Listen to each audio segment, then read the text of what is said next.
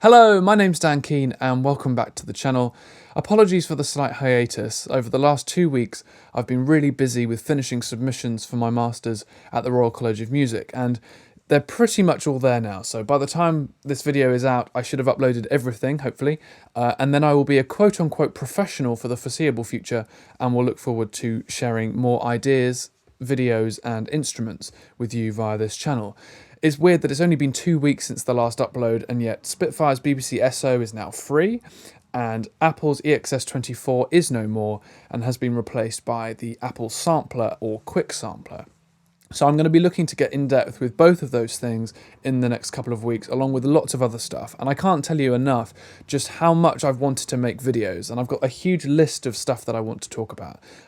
So we will get into it. But today I thought I would return to the video that I made a couple of weeks ago called Make It Yourself, where I gave you some free raw piano samples that were very kindly donated by Tom Prince, who is a fellow samplist, composer and Brit.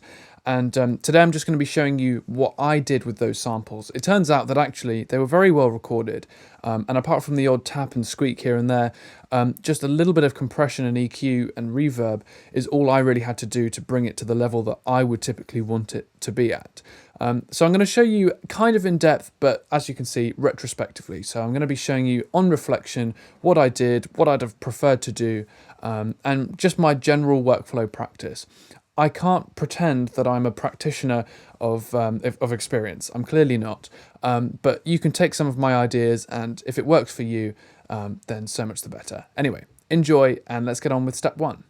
Okay, so the first step is making sure that every sample starts at exactly the same time in relation to the beginning of the region. It might not be obvious, but we need to have some amount of pre-delay before that note actually starts so that we can punch in and then adjust where necessary. The reason for this is because if we were to sort of tab to transient and have it set so that the beginning of the note was the beginning of the region, we might find that we miss some of that vital realism that comes when we play a piano. If you just imagine for a moment that we're playing a piano, the kind of various sounds associated with it, it's not just the hammer hitting the string, it's everything that comes before that. So on the very first thing, it's the sound of your finger hitting the key, then it's the sound of the key being suppressed and hitting the bed of the piano, and then it's the sound of the actual resonance of the hammer hitting the string, quite a low kind of thuddy sound, and then is the resonance of the string after that. So we're missing a lot of information. If we were just to sort of go in here, you can see that before every note, there's almost always a little bit of noise first, and that noise really makes a difference to the overall sound. Step two is to export with unique titles. So with this, you can see I've got TP, Tom Prince, underscore MVP, minimum viable product, underscore level 1, so that's the quietest dynamic layer, and then level 2 was the loudest layer. The reason for this, I think, is I'm not totally interested in having something marked with a dynamic marking like MP or MF, although I know that is the practice in some other kind of commercial projects, but this just makes more sense for me. And then we've got the note itself, so C#4. It's really important that if you're going to be marking things up sort of enharmonically, always go with sharps rather than flats, so C#4, not D-flat4. That's going to allow the sampler to find that note, find that part of the title, and to set that up with the correct note. And then finally we've got RR1, RR2, RR3, round robin 1, round robin 2, round robin 3. We would get a machine gunning effect if we just had one sample that was constantly being played over and over and over. We'd get this sort of machine gunning effect. So this just helps to create a little bit of realism, but I only did this because Tom recorded it 3 times, which is very helpful. Okay, so step 3 is setting up camp in your DAW. So I've imported each sample into an individual track. And the first thing I would do is go in and just have a listen to how it sounds. So this was one sample, for example. It was really beautifully recorded, nice stereo width, not too much noise, but we'll get onto the denoising later. All I used was a bit of compression to begin with, which in this situation isn't actually very much, but it's just to soften the transient a little bit. I still like the sound of that kind of, the warmth of that upright piano. So we're compressing here with an attack of 3 milliseconds and a release of 1.2 seconds. So it's acting on the transient quite quickly, but then there's a nice soft release. And as Christian Henson has mentioned on his channel before, pianos can sound really quite strangled quite quickly, so I don't want to be too hard on the compression here. The second thing I used was the FabFilter Pro Q3. I've been really enjoying using this EQ. I mean, for the number of nodes that you can use and the flexibility as well, I just think it's great. And it's also really helpful having this little key bed down here to sort of represent what notes each frequency is representing. That's really helpful. So the only thing I've really done here, and this is pretty much the same across all of the notes, but I'll show you where there's a couple of little changes, is I just wanted to cut off the very low end. So I'm cutting at 52 Hertz. There was a slight kind of rumbly, woolly frequency around 92 Hertz that I just wanted to bring down a tiny bit. There's a slightly nasal quality at about 600 Hertz, so I just wanted to duck that out. It's not even 3 dB. Then I wanted to boost the sound of the felt. This is a Celeste piano, so it needs to have that kind of that warm fuzzy sound that you get with the felt engaged. So that's about 1K. And then there's also a little bit of kind of brightness that I wanted to add. And then there was also a little bit of hiss at 9.5K that I just wanted to bring down. It wasn't really getting much of the musical artifacts, it was more just the sound of the room. And then I've boosted just above 16K just to kind of compensate for that lack of brightness there. And that's pretty much all I did for the main kind of first bit of processing. As I said, I'd show you the other things as well. You can see that I'm using a bit of channel EQ as well on some notes. What I found is in this step of the process, because you can compare round robin 1 to 2 to 3, this is the great opportunity for you to sort of work out what sounds good and what's going to stick out. So if one thing is being hit particularly hard, figure out what frequencies are being activated by doing that. It's amazing how quickly just hitting the note a little bit harder can open up some frequencies in the upper kind of mid-range. So what I tend to do is this note was particularly loud and it was a very low note. So you're not really even hearing the main kind of bottom end note. You're actually hearing more of the kind of upper frequencies.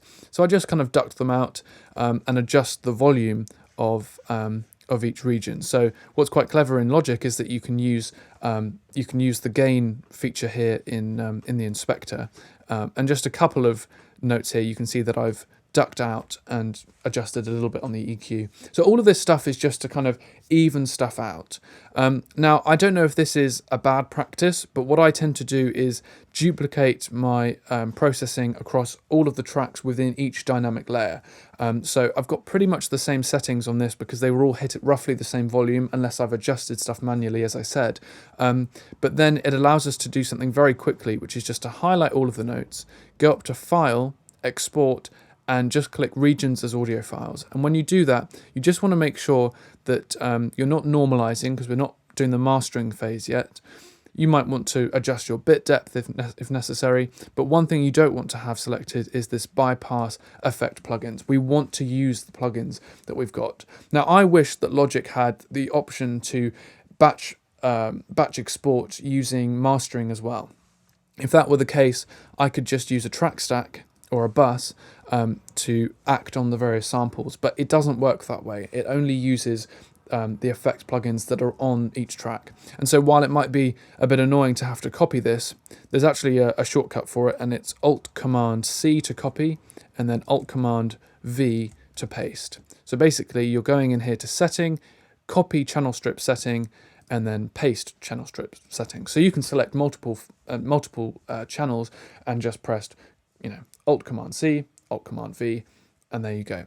So that's how I did the first one. The second one was pretty much the same. The only thing to adjust here is the amount of compression that I was using, because obviously they were louder samples, so I didn't need to compress quite so hard.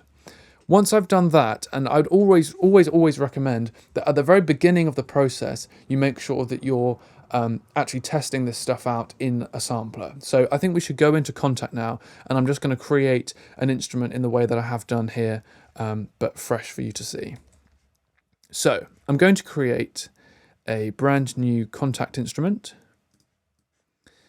It's always very exciting when this happens. And I'm going to double click to start, and I'm going to call this Tom's MVP version 1. Okay, so the first thing I'm going to change is the number of maximum voices at a time.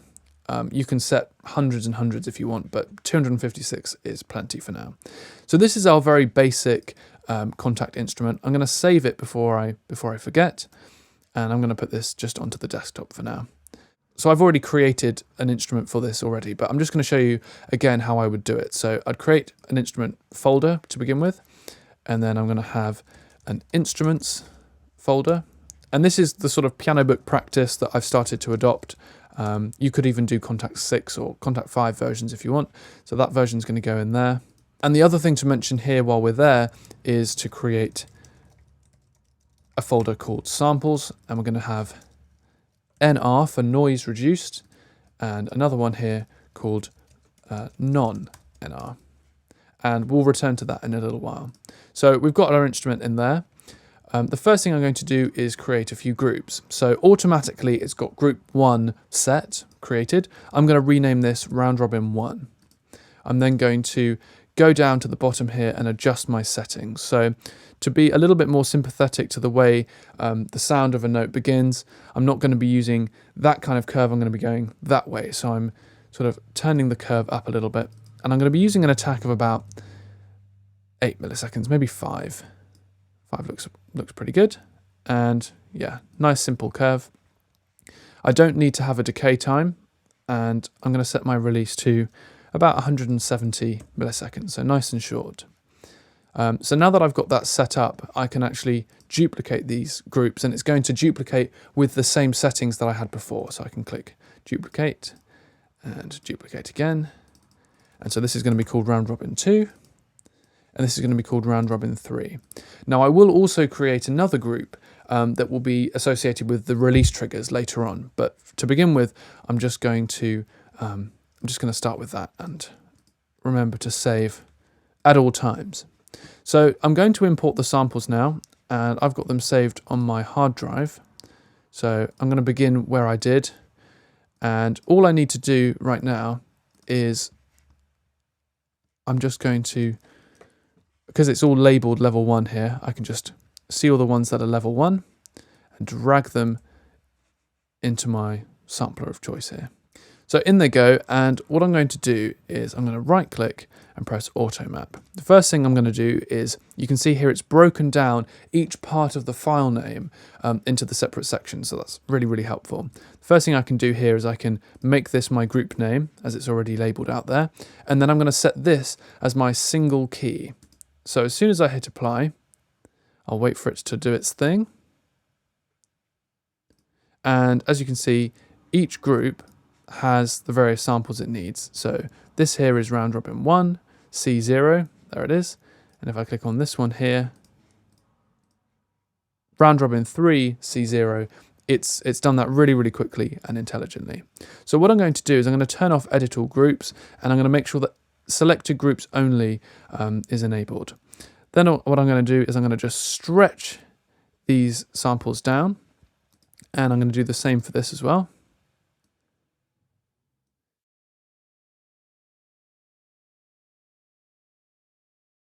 Whatever velocity I'm playing is going to be triggering the whole of that sample. Obviously, later on, we're going to want to make sure that that we have room for the upper sample as well. So that looks pretty good.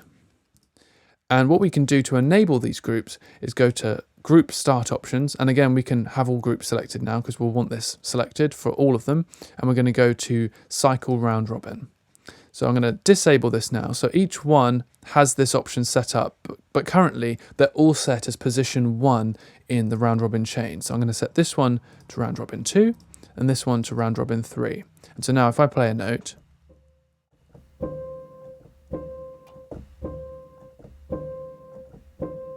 you can see that it's cycling between each layer. So that's exactly what we want. But you'll notice that as I played the note, there was a gap. And the reason for this is because of that 9,000 samples. So what we can do, so if we just highlight all of these notes here, I can go into my wave editor, and all I need to do is set my sample start time to 9,000. And with a bit of luck, you can see here that it's bang on the beginning of that note. And I can go up here to this little cog, and I can go to copy current sample start settings. So that's going to copy it to all of the ones in round robin 1. And I'm going to do exactly the same thing for the second one. So 9,000 and copy sample start. And then I'm going to go and do the same thing on this final group. Oops.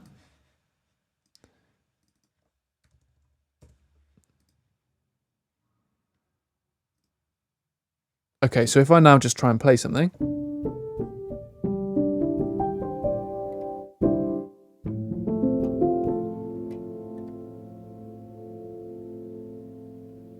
So something I'm going to be looking to test here is how noisy is the sample?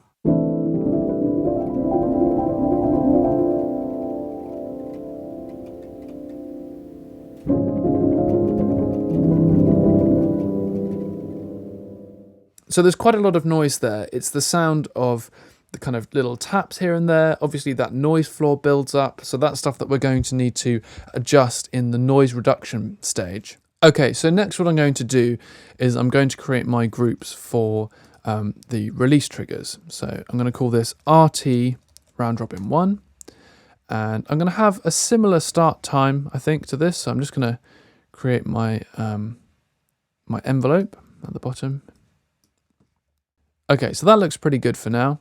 One thing with this is that it's a release trigger, and we want to know how long that note should be held on for before the release trigger is sort of null and void. So what I'm going to do here is I'm going to create this release trigger counter, and basically I'm going to have it set so that from the very beginning, if I hit a note and then let go straight away, that release trigger is going to be really loud. But at the end, if I'm holding a note down and it's really quiet, and I might release really quietly, I don't want it to suddenly act in the same way that it would do if I just played the note. So that helps to bring the realism there a little bit. So you can see here that it's pretty much the same process with round robin 1, 2, and 3 for the release triggers as it was for the original notes. So what I'm going to do is I'm going to use the search function here to click RT for release triggers and then round robin 1. So these are all the release triggers for round robin 1. I'm going to drag them in. I'm going to select 9,000 samples, copy this to sample start settings. So that's right. And I'm just going to auto map to set to single key. And then do the same thing that I did before. So it's pretty self-explanatory. It's the same stuff over and over again. I'm going to show you what that looks like now as version 1.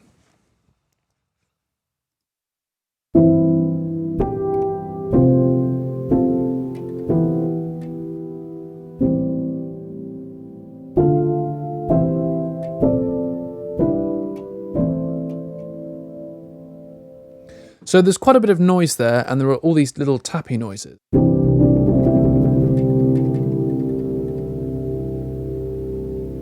So that's going to be quite distracting. Let's go into the noise reduction stage now, and I'm going to be showing you this in RX7. So the next stage here is the noise reduction. Now I use RX7 by iZotope and I absolutely love it, but I don't really know much about it. I still haven't had enough time to go in, and from what I've heard there are some really creative tools that you can use to create sounds as well as take away from sounds. But one thing that I use a lot is called spectral denoise. I'm sure many of you are familiar with it, but if not, I'll just quickly show you what it does. So just a quick note here on the samples. When I exported all those samples out from Logic, I also exported those room tones using the same production, the same techniques and everything. And I have it set here for each round robin. I didn't think I'd need it, but it turns out that each recording had a slightly different level of noise. So for the example here, I'm just going to show you level 1 room tone round robin 1. So I'm just going to drag it in here. And basically this is our frequency spectrum. So we can see what's using up sound. There's obviously a little bit of a low hum there. There might be a bit of hiss in the mid-range, and then it looks like there's a little bit up in the top range. So all I need to do is press Command B, and that's going to open our batch processing window. And this enables us to do multiple things to files all in one go. Now this is going to be called level 1 round robin 1, and I'm going to drag in all of my sounds from level 1 round robin 1. So I can just type in level 1, RR1, and you can see here that it hasn't seen level 1, but at least I've got round robin 1 there. So I can drag that in, into this dialog box here. And so everything within this group is going to happen in the same way. So I'm going to press plus here, and I'm going to click spectral denoise with custom settings, and I'm going to view that. So basically, this is what is going to be used to analyze and noise reduce the sound. And I want it to be based on this noise here. So I'm going to click learn. So it's gone through the file, it's seen where the various sounds are, and we have a few options here, and there are some advanced settings as well, but I want it to be the very best quality that it can be. And then there's a threshold for sort of whereabouts, how much noise is okay and how much isn't, and then how much reduction do you want. You can also click this little sort of linking button here and change between noisy and tonal. So if you've got a particularly noisy room that's then affecting on the kind of tonal qualities of your notes, you can adjust this here. This is actually the setting that I used with a threshold of -3 and a reduction of 20. And what I really like about this is I can, if I just import a sound to kind of demonstrate here, I can drag this in. So this is the sound of my of this particular note. And I can click spectral denoise on this one specifically, and I can preview it.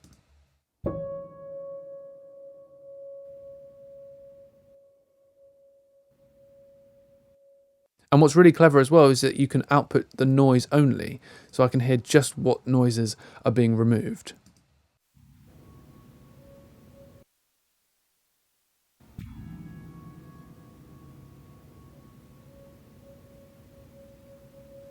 So you can hear there's actually some of the note in there, so that would be too much, obviously. But you just need to sort of go in here and figure out what works for you. You don't want it to be too dry. You don't want it just to sound like the note itself. And so once you've decided on what you want, we can go in here and press record. And what I would like to do is make sure that I keep exactly the same file name. This way, we can very quickly kind of hot swap between various instruments. So if I show you here in Logic, at the moment everything's set with a particular mapping, non-NR. Okay, so if I then go into here and I change this title to no NR and I want to duplicate this, I'm going to get an error message. And this is a really quick way for us to browse and change for something else. So I can click Final Master, and then it loads in. So this is a really quick way of being able to duplicate without having to relink your files. Just sort of remove it for a moment and then throw it back in later. I hope that makes sense. The final thing I had to do with this is just to make sure that once everything had been noise reduced, was just taking out those little sounds. So if I show you a sample, one that was particularly noisy, you can see there are particular sounds here that I might want to get rid of. And I can either cut that out entirely, or I can use the gain dialog to just turn the volume down significantly of that. As you can see here, there's a fair amount that we've already taken out. So you just want to be careful when you're noise reducing that you don't take out too much. Otherwise, you'll just lose all of the character of that note. The final thing I did in Logic, once all the clicks had been taken out, is I just wanted to apply a little bit of mastering. So I imported all of this onto one track, and I applied a little bit of reverb, a bit of compression, some EQ just to sweeten things up a bit of tape saturation, and then a bit of mastering using the L3 limiter at the end. And again, I could do this in the same way of just pressing export, 108 regions as audio files, and then using the same thing as I showed a minute ago of just sort of hot swapping files. So I hope that makes sense. In terms of the actual Kontakt instrument, as you can see in the final version, I've got a couple of other things. So in round robin 1, you can see I've got it set from 101 to 127 for the loudest layer, and then 1 to 100 in the quieter layer. And if I scroll down here, you'll notice that I've adjusted the volume using velocity. So basically the velocity affects the volume, and then at that crossover point, there's a slight dip in volume just to make things sound a little bit more kind of even. And then, as I said before, you can see the release triggers there. So it's really quite a simple process for making an instrument like this. So the final thing I'm going to do just to finish this video off is to do a quick comparison between what I started with and what I ended with.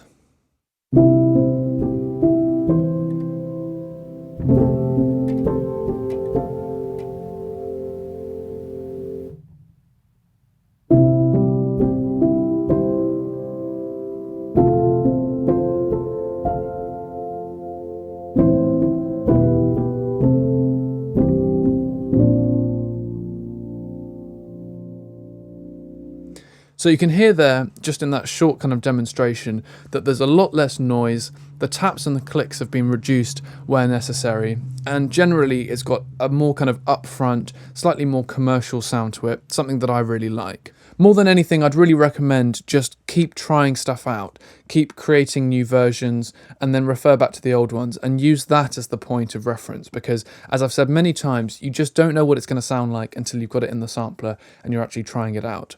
One other thing that I forgot to mention is this script. There's not very much script, but it's this. It's a release trigger bug fix. For some reason, there's a bit of an issue where if you're playing multiple notes and then you let go of the sustain pedal, it kind of triggers all of those release triggers at the same time. So I'm going to leave a link to this down in the description. It's a free thing you can download, and I've just copied this across, and I don't know much about scripting, but this seems to work. So if you want to try that out, that's going to help things a lot. I hope you found this to be useful. If you've got any ideas or tips for anybody else, do please leave them down in the comments down below.